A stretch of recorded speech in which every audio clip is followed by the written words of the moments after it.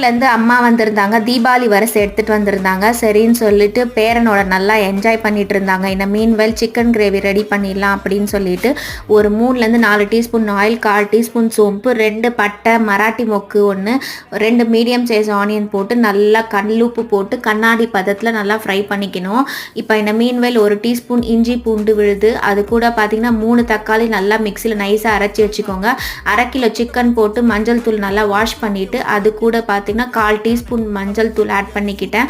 1 teaspoon வீட்டில் அரைச்ச மிளகாய் தூள், அது கூட பார்த்தீங்கன்னா 2 டீஸ்பூன் வந்து சிக்கன் மசாலா, அதுக்கப்புறமா 1 டீஸ்பூன் பார்த்தீங்கன்னா ரெட் சில்லி பவுடர், இது கூட பார்த்தீங்கன்னா தக்காளி அரைச்சி வச்சுருக்கோம் இல்லையா அந்த விழுதும் போட்டு நல்லா கலக்கிக்கோங்க.